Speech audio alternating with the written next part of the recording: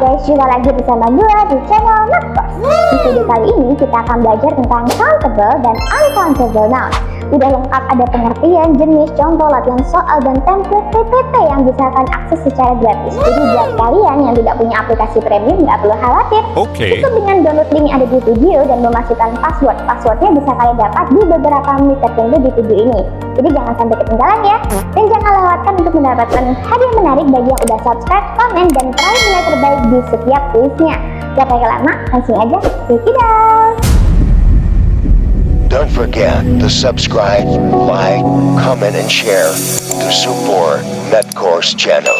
Oke, pertama-tama kita akan belajar tentang countable noun dulu. Countable noun adalah kata benda yang bisa dihitung satu persatu. Maksudnya di sini itu bisa dihitung pakai tangan, bisa dilihat oleh mata. Meskipun dalam waktu menghitung itu kita butuh waktu yang lama. Contoh, kita mau hitung gedung di apartemen totalnya ada berapa lantai.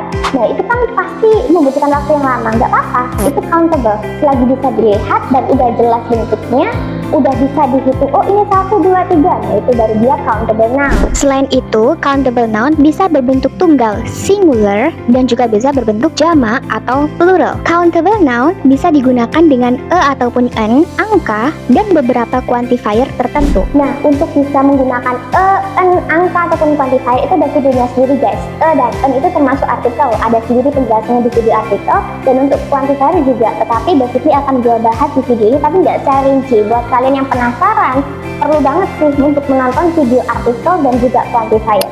Contoh dari countable noun adalah an apple atau sebuah apel, a bag atau sebuah tas, 3 chairs, 3 buah kursi, atau pens, pena-pena. Selanjutnya, apa itu uncountable noun? Uncountable noun adalah kata benda yang tidak bisa dihitung satu persatu. Maksudnya nggak bisa dihitung adalah nggak bisa dihitung dengan tangan kita. Tetapi kita itu membutuhkan media seperti timbangan, literan, gelas ukur, dan lain sebagainya. Terkadang countable ini bisa nge-backup si uncountable biar seolah-olah dia itu bisa dihitung dengan cara seperti ini. Contohnya, a bottle of water, sebuah ataupun sebotol air. Nah, itu tetap guys, waternya itu tetap uncountable. Tapi kita udah tahu, oh ternyata air itu ada sebotol loh, kita tahu jumlahnya. Tapi tetap kita nggak bisa bilang a water, tapi ditambahkan kata benda lain yang dimana kata benda tersebut adalah countable, yakni botol tadi ya, jadi a bottle of water, sebotol air. Uncountable noun biasanya berupa zat, bahan, konsep abstrak, atau kumpulan. Contohnya adalah si zat ini seperti benda-benda kimia kayak hidrogen, oksigen, dan lain sebagainya. Kalau bahan-bahan seperti water, rice, sugar, salt, dan lain sebagainya. Tapi kalau misalnya konsep abstrak itu ada idea, information, knowledge, dan masih banyak lagi. Sedangkan untuk si kumpulan tadi itu adalah furniture. Nah, furniture itu kan adalah gabungan dari beberapa benda-benda ataupun perabotan yang terdiri dari kayu. Jadi furniture ini adalah kumpulan sehingga dia tergolong sebagai uncountable noun. Uncountable noun tidak memiliki bentuk plural atau jamak. Uncountable noun tidak bisa digunakan dengan ataupun an secara langsung. Maksudnya adalah kita kan nggak tahu jumlahnya ada berapa, karena dia terdiri dari beberapa kumpulan yang tidak kasat mata, sehingga kita nggak tahu itu jumlahnya 1, 2, atau banyak, dan lain sebagainya. Jadi kita nggak bisa pakai ataupun n dalam uncountable noun. Contoh dari uncountable noun adalah water atau air, rice atau nasi, sugar atau gula, oil atau minyak, dan furniture atau perabotan rumah. Ciri-ciri pembeda antara countable dan uncountable noun adalah yang pertama bisa dihitung. Ya, countable noun bisa dihitung, tapi uncountable noun tidak bisa dihitung. Yang kedua adalah bentuk plural ataupun jamak. Countable noun bisa dibuat dengan bentuk plural ataupun jamak, namun tidak untuk uncountable noun. Yang ketiga adalah digunakan dengan ataupun an. Ya, untuk countable noun, tetapi uncountable noun tidak bisa menggunakan ataupun an. Yang keempat adalah digunakan dengan angka. Ya, untuk countable noun, tetapi tidak untuk uncountable noun. Contohnya adalah I have 3 pens. Jadi meskipun dia ada 3, dia tetap pen. Penanya itu harus ditambahkan identitas s ataupun es. Jadi meskipun ada 3, tetap guys, di kata bendanya itu harus ditambahkan s ataupun es.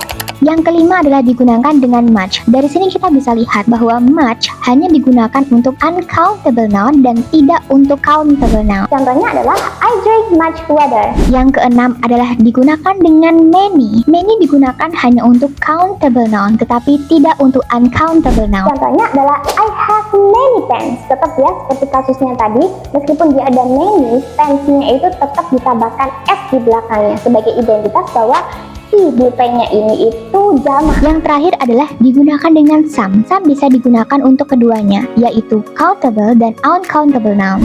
Untuk yang selanjutnya, kita akan belajar tentang penggunaan quantifiers pada countable dan uncountable noun. Pertama, countable noun bisa menggunakan a atau an. Contohnya, a dog atau seekor anjing, an umbrella atau sebuah payung. Yang kedua, bisa menggunakan numbers. Contohnya, 3 pens yang artinya 3 buah pena. Yang ketiga, bisa menggunakan many, a few, fewers, atau several. Contohnya, many students atau banyak siswa, a few apples atau sedikit apel. Buat kalian yang penasaran dengan perbedaan few, a few, fewer, itu ada videonya sendiri, kalian bisa cek biar konsentrasi kalian itu tetap fokus. Yang terakhir, countable noun bisa menggunakan some, a lot of, atau plenty of. Contohnya, some books atau beberapa buku, dan a lot of chairs atau banyak kursi. A plenty of itu seperti sebuah kata yang jarang digunakan, tetapi nggak apa-apa pakai aja yang artinya banyak.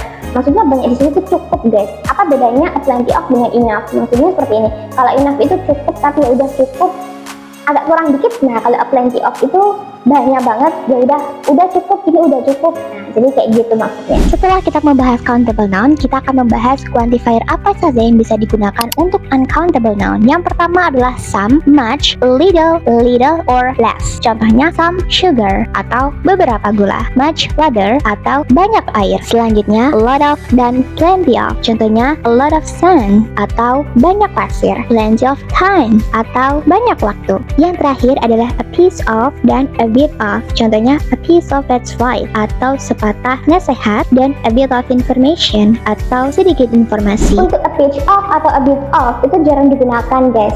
Selain itu, untuk perbedaan some, any, terus juga ada little, less, little, itu kalian ada videonya sendiri, kalian bisa tonton biar lebih jelas dan spesifik. Nah, untuk mengukur sejauh mana kalian memahami materi tentang countable dan uncountable noun, kalian bisa coba mengerjakan latihan soal yang sudah disediakan oleh Mathcourse sebagai bonus pembelajaran. Cukup dengan screenshot dan scan barcode berikut atau menekan link yang ada di deskripsi video, kalian bisa mengerjakan soal latihan secara gratis.